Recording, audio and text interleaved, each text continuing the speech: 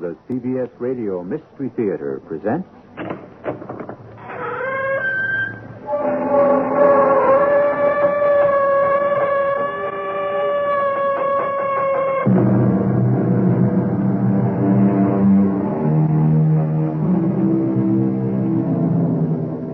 Come in.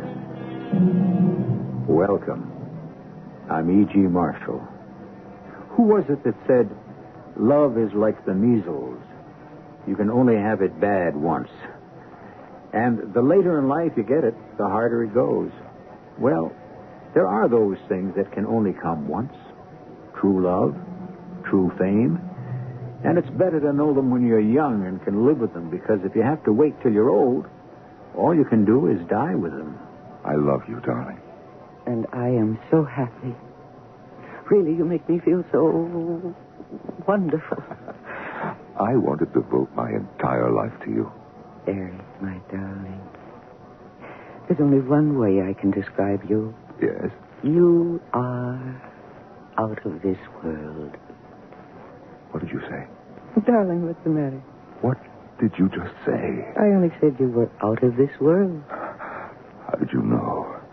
How did you know?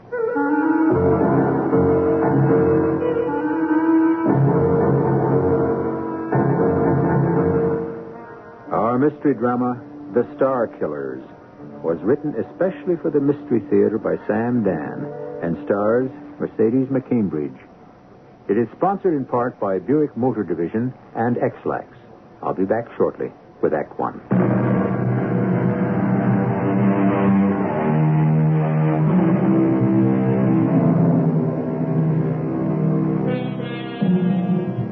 As long as rivers run down to the sea, or shadows touch the mountain slopes, or stars gaze in the vault of heaven, so long shall your honor, your name, your praises endure. Those words were spoken by a president of the United States, and they were said to Dr. Mary Jane Marisette at a reception in her honor when she won the Nobel Prize for Physics. What a year that was for Dr. Mary Jane Marisette. Wined, dined, toasted, interviewed, and then one day, Dr. Mary Jane Marisette simply disappeared. That is, she was no longer in the public eye, and everyone promptly forgot her. Today, our celebrities come and go so quickly they crowd one another off the stage. Once they disappear, well, in case you're interested, this is what happened to Dr. Mary Jane Marisette. We're in a sanitarium. How do you feel this morning? I feel resigned. Which means... My arms are folded. My eyes are closed.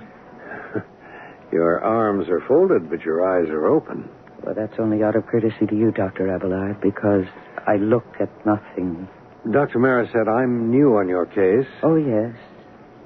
You're the new bottle, but I'm still the old wine. Yes. Well, it's important that we restore you to... To sanity. Well, why quibble over semantics? Because I insist. Because I am the one who is sane. Well, that well may be. Sanity is determined by society. Oh, dear, no. I've plowed this ground before. Doctor, you could be tried for murder. Doctor, we should all be tried for murder. All? All men and women of science. Why? You know why. Because we are destroying the world. You have no right to withhold your knowledge. Oh, please shut up. Shut up. I'm sorry. Forgive me. Well, it's all right. No, it's not all right. It's never right to lose one's temper. I don't mind. Dr. Abelard, for the past several years now, I have been a pet project for the psychiatric fraternity. Each doctor thinks that he is the one who will penetrate the mystery. But you see, all this time, I've been telling the truth. There is no mystery. I would like to help you. And one by one, those doctors have backed away. They go on to more promising pastures. So that now all I get is the second team. I'm sorry, no offense, Dr. Abelard. Oh, I know. I'm young, new. relatively inexperienced. Well, everyone has to start somewhere. And you've chosen to begin at the top. That's all right. I think you should. That's what I did. I was just out of college, and I went to Princeton.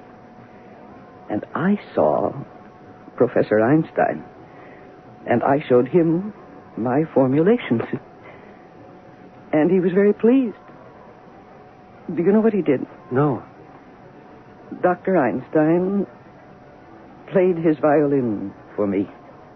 And then what happened, Dr. Marisette? Well, you have very little curiosity for a psychiatrist. I mean, you're all business.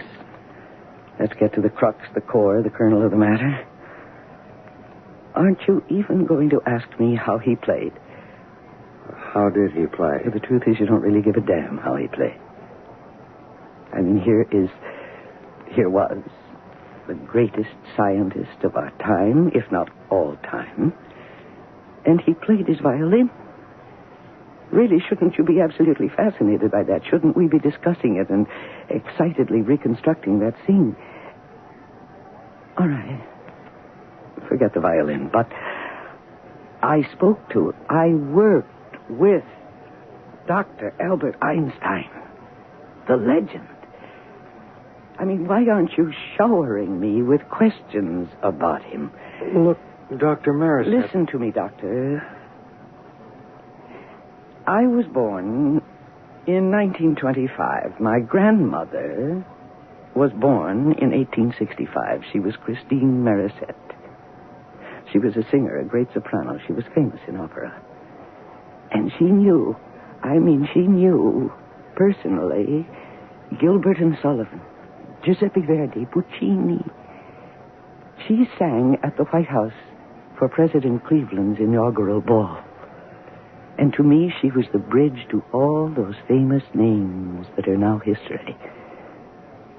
And I myself have now become a bridge to other great names, to Einstein, to Roosevelt, to Churchill.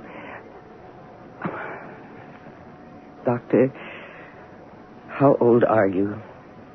30? I'm 32.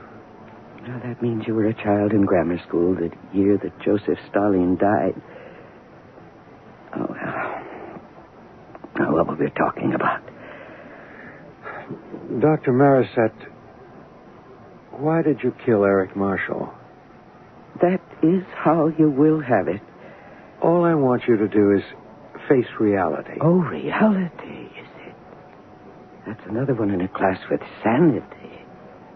If you will admit you killed Eric Marshall, if you'll understand why you killed him, you'll be able to come to terms with yourself and the world. Dr. Abelard, do you know why my name is Mary Jane? It was because of my father. His mother was the glamorous Madame Christine Marisette, and she was a most unhappy woman. So my father wanted me to be a plain Jane. And I wanted very much to please him. So instead of singing or dancing, I read books. I became fascinated by physics and mathematics. I became a female scientist, which means I had to be a very odd duck. I mean, would you believe, Doctor, that Eric Marshall was the first man who ever kissed me? And he was 44. And I was 41. Why did you kill him? Oh, please, will you stop asking that tiresome question? Dr. Marisette, I admire you. You talk about people who've become legends, but you're a legend yourself. Oh, if I were 20 years younger, or even 10. Oh, please, hear me out. I don't want to see you waste your life in a sanitarium. Why, would you rather I waste it on the outside? At least in here, I do no harm. Dr. Marisette, you're sitting on top of the world. Don't throw it away. Oh, I think that was before your time, that song, I'm Sitting on Top of the World. Oh, think, Dr. Marisette, think. But I remember it well. I'm sitting on top of the world. What is it? Oh, it's nothing.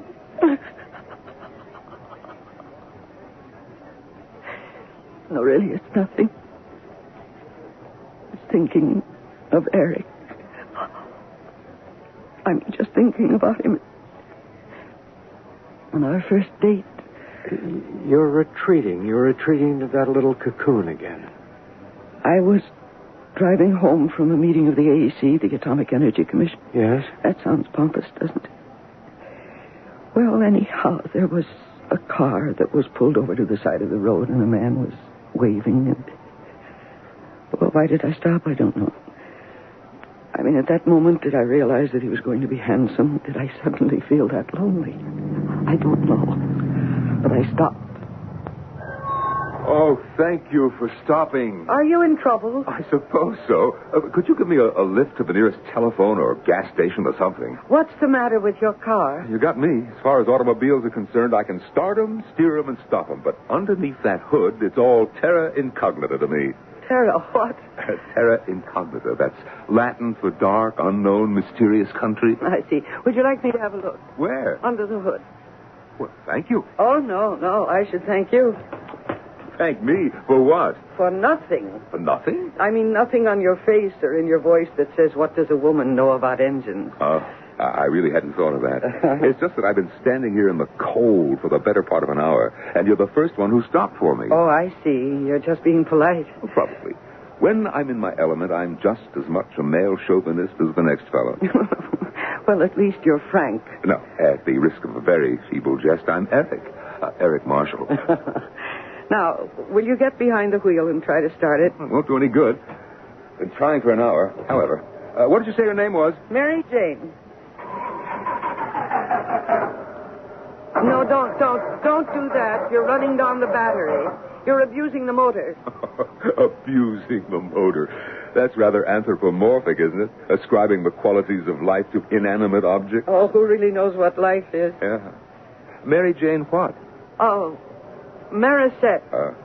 Then why is that name familiar? Do you know what's wrong with your car? No. Nothing. You're out of gas. Mary Jane Marisette. I remember reading that name. It scans like poetry. It sings like music. I'll give you a lift to the nearest service station. You are the atomic scientist. You won the Nobel Prize for Physics. You'll get a 5-gallon can of gas, and then you'll pour it into the gas tank. Do you know where the gas tank is? No, I'm not sure. I'll drive you back. You know, I always dreamed of winning a Nobel Prize. For what? Literature. But the fact is, I'm not good enough. Oh, you shouldn't say that. I'm sure you're a very good writer. Yeah. Well, maybe I'll never win the Nobel Prize, but there's one way I can have it in my house. What's that? Get married.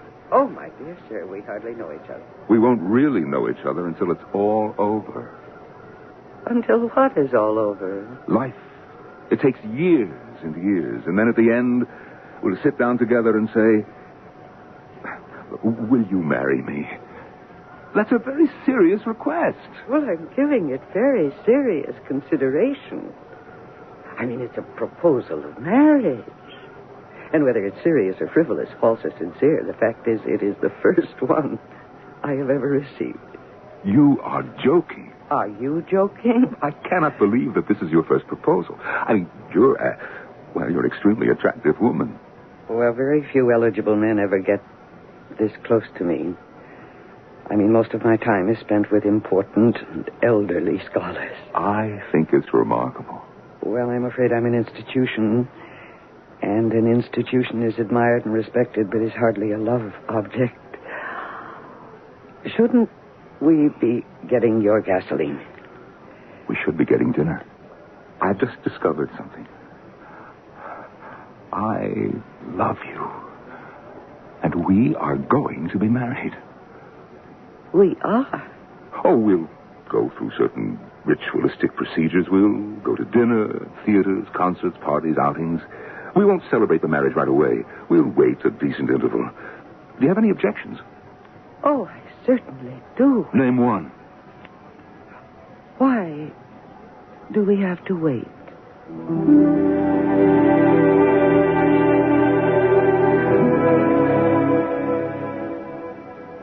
You think it happens only to teenagers? It happens to everybody. And if you want the true facts of life, The older you are, the faster it happens.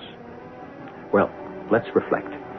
We spent the first act getting to know about her, Dr. Mary Jane Marisette. Now, who is Eric Marshall?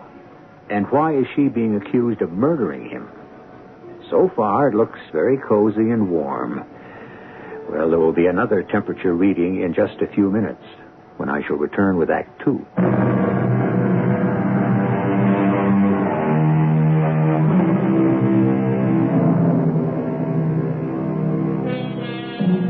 Bring me a play, commanded the Emperor to his clowns, that is different, but not too different.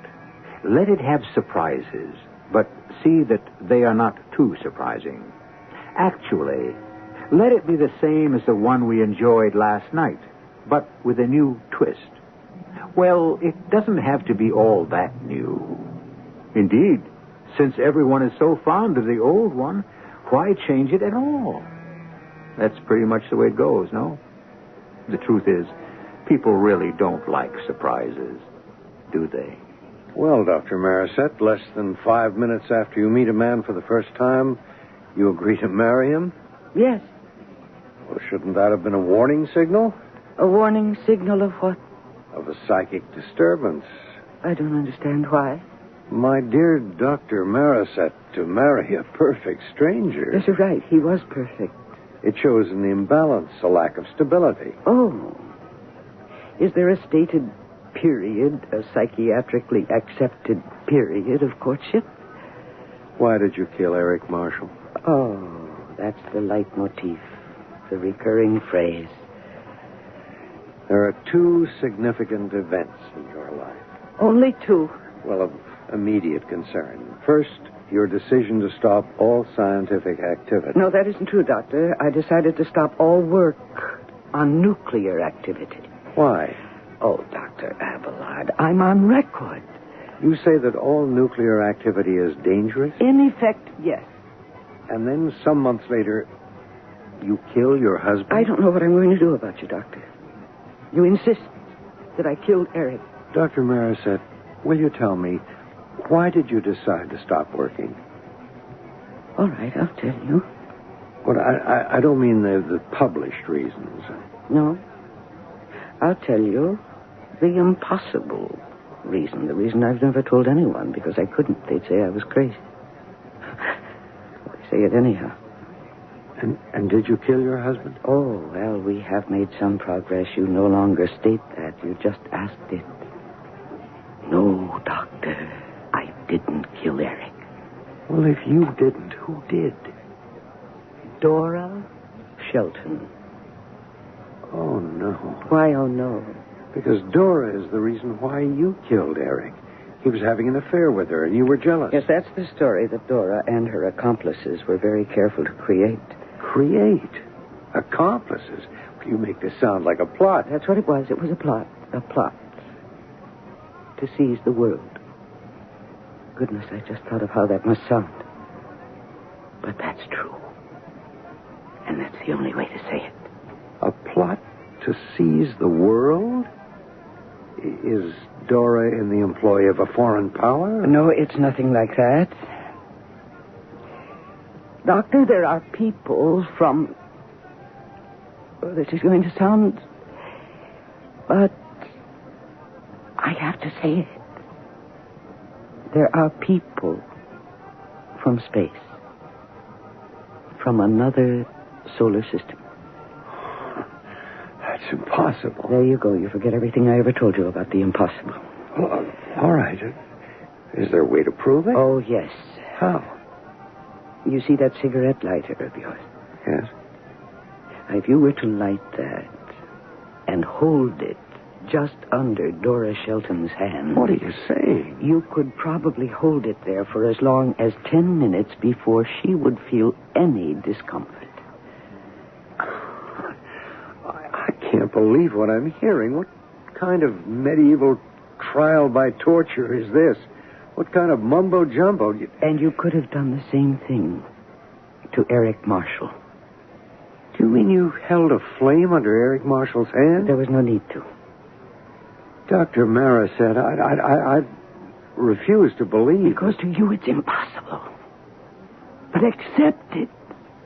Just as I did. But No, please, don't talk now. Listen to me. And I'll tell you everything.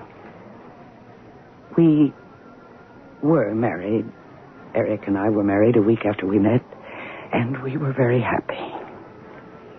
The condition of love, the act of love, was something so strange and wonderful. It was as if I had been born again. Everyone said that love had seemed to make me flower, and it did. But then, after just a few months, I noticed a change in Eric. Dessert, Eric, darling? What? Huh? I said dessert. That's why we came to this place. It's famous. It's, I should say, notorious for its dessert. I don't think I care for any. Is anything wrong? Is anything wrong? Everything's wrong. What does that mean, darling? It means what it says. Well, can't you tell me? I don't know how. Well, why don't you start at the beginning? The beginning. All right. The beginning was Arshana Rawa. Arshana Rawa. What's that? Could you try to guess? Well, I was a linguistics minor, very minor at college. I should say that it sounds, Persian. Well, it's a mere coincidence. Oh, yeah?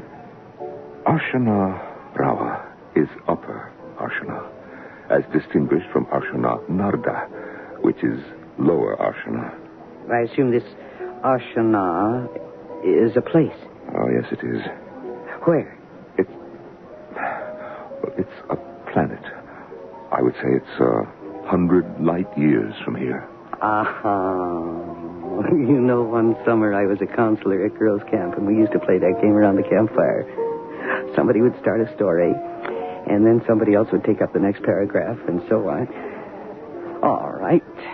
You begin with a planet 100 light years from here called Arshana. Now then, where can I go with that? It is true, my darling. This is no game. You see, I am from Arshana. We have a red sun. We rotate around a star, which will soon become a nova. It will explode and be dead. It's dying now. Really? For centuries, we have been looking for another place to live. All over the galaxy. Not just our own, but others. Oh, my dear, you never told me you wrote science fiction. We found your planet just a few years ago. We were attracted by the presence of nuclear activity. It's like a beacon through space. It can be picked up over billions, trillions of miles. And so, a task force was sent here. This planet is the only one we could find so far that has the elements that can support life for us. Darling, this is a rather long joke. I hope the punchline will be worth it. We're ahead of you in some respect, behind you in others. We've mastered space travel to a degree you haven't even approached, which is why we could come here. On the other hand, we're not that good at making war. Is that a fact? I am part of an advanced unit. Eric, are you all right? I am telling you the truth. Every word I have spoken so far, I am Darling. The one thing that went wrong... Well, the one thing that went wrong... I fell in love with you. Well, how can you say that's wrong? Because I'm going to betray my own people. Eric. No, listen. My people must have a planet. Ours will be a dead world in several hundred years. Well, in that case, why not come here to ours? I mean, we've accommodated uncounted numbers of refugees for centuries. It's impossible. There are 4 billion of us. Could this planet hold another 4 billion people? Eric. No. We'll wait until you destroy yourselves. How? Nuclear energy. You don't know how to employ it properly or control it. Still, you insist on using it. Slowly. Surely. You're poisoning yourselves. You're infecting your souls, your air, your water. Oh, darling, you know that I'm right. Please stop it. Stop? What? All nuclear activity. until you know exactly how to handle it, till you've mastered it. Well, there are certain risks, but they must be taken. No, don't say that. You're killing yourself. Eric, I believe you're serious. Of course I'm serious. Well, atomic pollution could, I grant you, destroy our lives, but if it does... That's what we're waiting for. Then what good would our polluted planet be to you? You see, we won't be affected. You won't? We do not burn as easily as you do. What's that? Just what I said. We have a greater resistance to fire. And also, radiation does not alter our cell structure as radically as it does yours. You see, we could live with it. Darling, you're telling me this story for a reason. What is it you want me to do? I want you to use your very considerable influence to put an end to all nuclear activity. All of it? Yes. If I were to take a public position on that, I would create a storm of controversy. Probably. And I would have to resign my position. I'd have to give up everything. Well, I've given up everything. My home, my loyalty to my own people. I'd be an outcast. And no one would listen to me anyhow. I realize that. But you have no choice. You have to save the world. You're really serious. Let's even say you mean it. What could your motive be? Darling, I No, told you. Please, Eric, please tell me this has all been a joke. Some big, unwieldy, unfunny joke. Because if this is not a joke, Eric, I don't know what to do.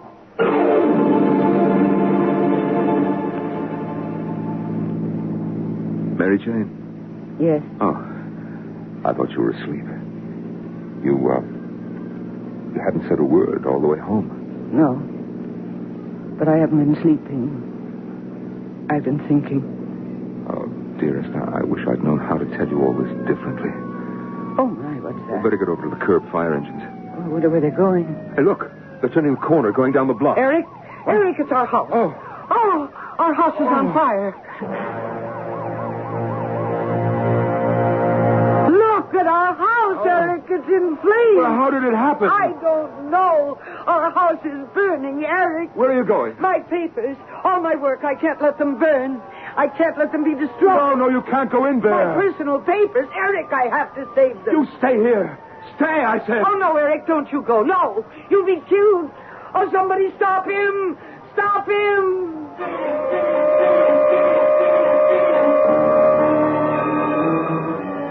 Eric Marshall has just dashed into a fiercely burning house to rescue some of his wife's valuable papers.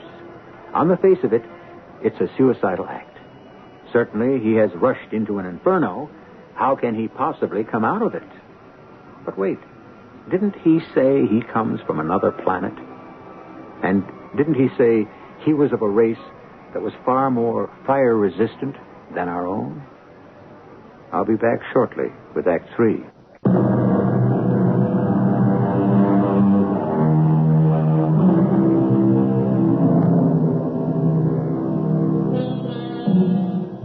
Accept the impossible. This is the slogan for all who would advance the cause of learning. Accept the impossible. Live with it. And soon it becomes the everyday, the familiar. It was always impossible to transplant a human heart, to break the umbilical cord of the planet Earth, except for those who accepted the impossible and made it happen. And Dr. Marisette has also accepted the impossible as it concerns her husband, Eric Marshall. He ran into that burning house, Dr. Abelard, into that raging inferno. And in just a few moments, he came out of it unharmed, with a box of my precious papers in his arms. Well? What do you mean, well? Well, what? There were witnesses, Doctor. The best witnesses you could ask for, the policemen, the firemen, the down-to-earth practical people. Well, perhaps the fire seemed to be worse than it actually was. A few moments after Eric emerged from those flames, the house collapsed. It was a total ruin. Yes. Well, there's some things we simply cannot explain. Yes, but we can explain this. How? Eric is from another world. His body, his tissues, have a greater resistance to fire than ours do. They have a much higher flash point. You can't dispute the evidence. And so that very night, we went away together. We went away from our charred ruin of a home, and we went up to the country, and there we decided on the course of our lives. You must stop all nuclear activity. But if I told people why, Eric, I'd probably be locked up as a nut. There is evidence that the present course of activity will destroy the world. My darling, you are not a scientist. You don't know how it is with people like me. You think that things could be that clear-cut, but they couldn't. A single set of facts can make 50 different impressions. But you have to do something. I'll also have to do something. I'll try to convince my people to look for another planet. There's only one person in this world that I can trust with this story, Eric. Just one. For years he's been my guide. He's the chairman of the commission. Can you trust him? With my life.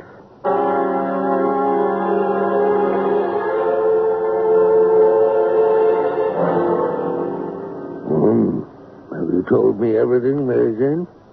Yes, Dr. Paulson. Oh, it's remarkable. It's remarkable because it's true.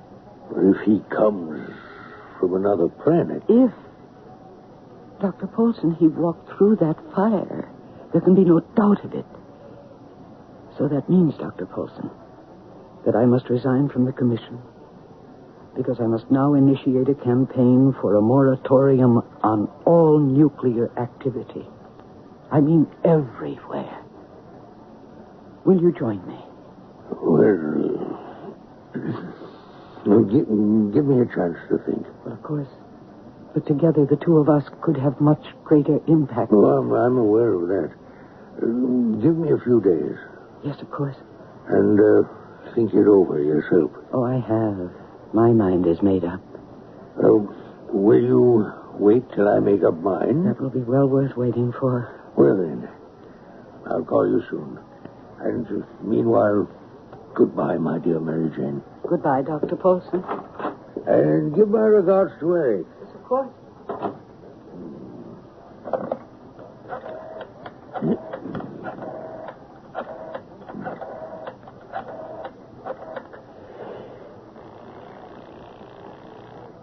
Hello?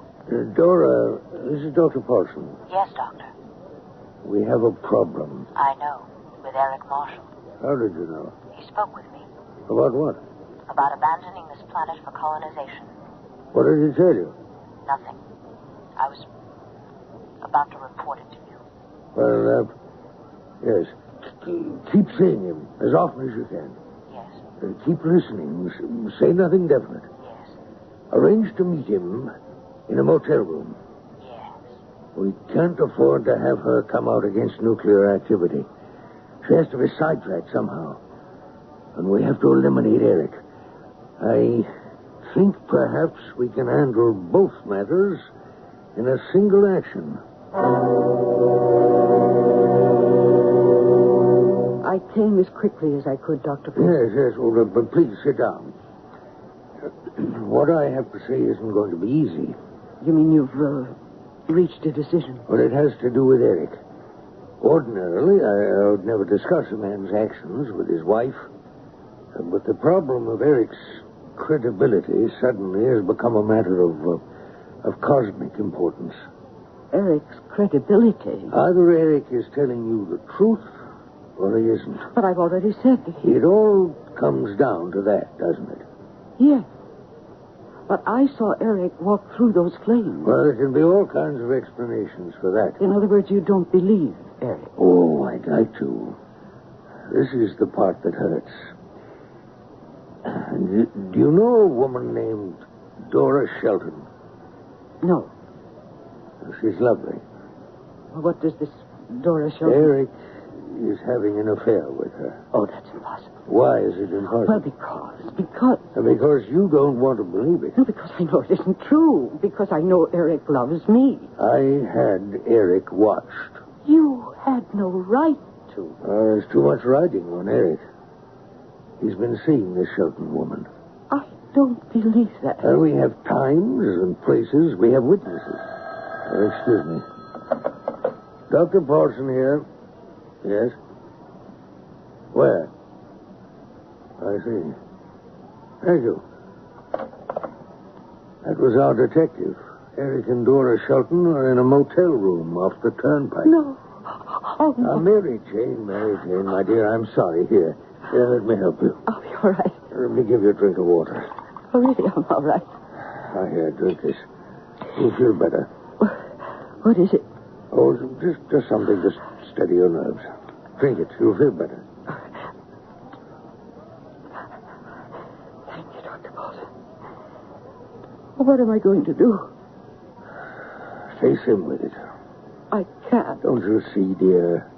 Don't I see what? Why he's unfaithful. Why is any man unfaithful? He wants to get back at his wife. Why does he want to get back at you? He's 15 years younger. 5. We checked his records. Why would a man marry a woman 15 years older? Because he fell in love with me. Especially a man who's very attractive with women. Well, that's all part of his record. Why did he marry you? Why did he marry me? I suppose it was to get the Nobel Prize. He admitted that. He said the only way I'll ever have one in my house is to marry. He made up his story to get you embroiled in controversy that would certainly diminish your popularity. Dr. Paulson, I thank you. It was a ridiculous story, now that you make me think of it. I'm sorry. I just wish there was something I could do for you. Oh, there is. Yes, there is. Would you please give me the name of the motel? Oh, does it matter? Yes. What good would it do? Well, I'm not going there to do good. My dear, surely you're not thinking of violence. Perhaps a little verbal violence. You're a scientist. I'm also a woman, Doctor. Tell me the name of the motel.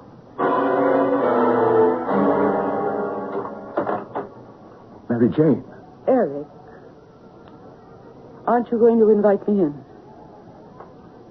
Thank you. Well, who is your friend? Mary Jane. This is Dora Shelton, my controller. Your what? My controller. From Arsenal, the planet Arsenal. Oh? She's in command of the advance party. Dora, my wife. What do you mean, your wife? You never said you were married. Dora, what are you talking about? You knew that I was married. Would I be here if I knew you were married? Miss Shelton, please don't worry about it. He won't be married very much longer. Now, just a minute, Mary Jane. Listen, she is my controller. What she is has been called many names, but this is the first time I ever heard that. I have been trying to convince her that we cannot let the Earth destroy itself.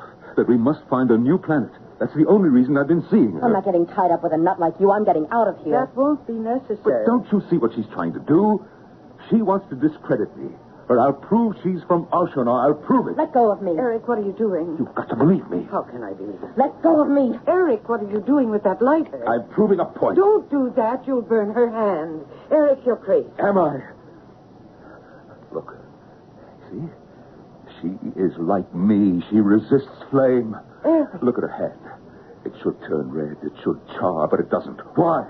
She is from Arsenal. That's why. Dora, get out of here. You're a traitor, Eric. And it's true. It is. It's true. There is a plot. It won't do any good, Eric. You betrayed your own people, and for nothing. In the end, they'll destroy themselves. They don't have enough sense to survive. Oh, you are wrong. It wasn't for nothing. And we will not destroy ourselves. And the Earth will survive. Because I'm willing to fight. Mary Jane. To fight. Are you all right? As long as the rivers run down to the sea. Something's wrong. Or the shadows touch the mountains. Mary Jane.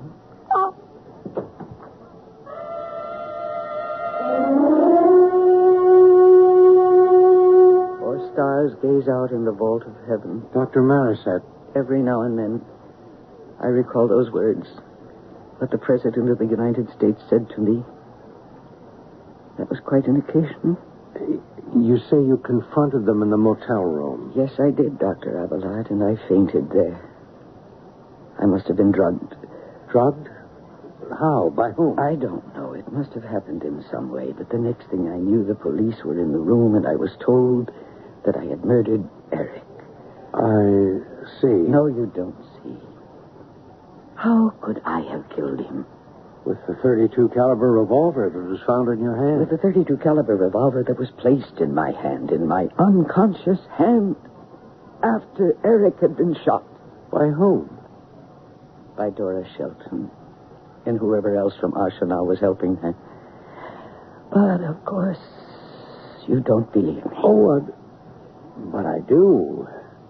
You're not just saying that. I believe it. Do you? That's good.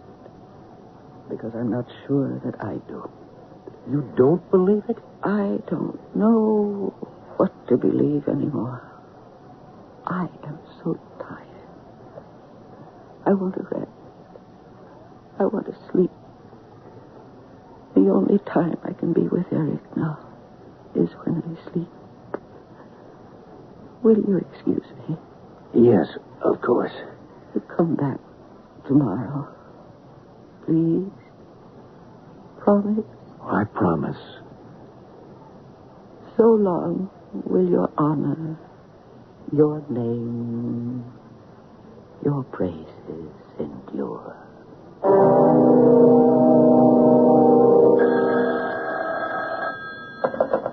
Dr. Paulson here. It's Dr. Abelard. Dr. Marisette can no longer be taken seriously as a threat to our position here. Thank you, Dr. Abelard. She might have been quite dangerous. That's over. The inhabitants of this earth can be relied upon to destroy themselves, quite possibly before the end of the present century. What do you think, Doctor? I think it's a reasonable estimate, Doctor.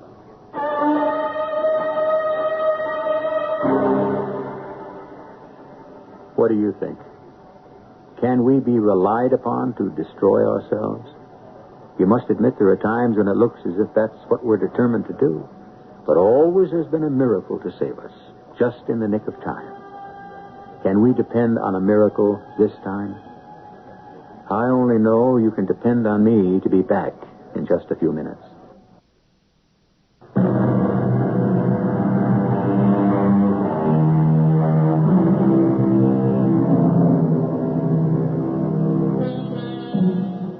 Will man destroy himself? The popular opinion seems to be he won't because he can't. Not because he's too smart, but because he's unable to. However, this business of being unable was true only of the past. Today, man does have the wherewithal. Someone can press a button, or throw a switch, or release a lever.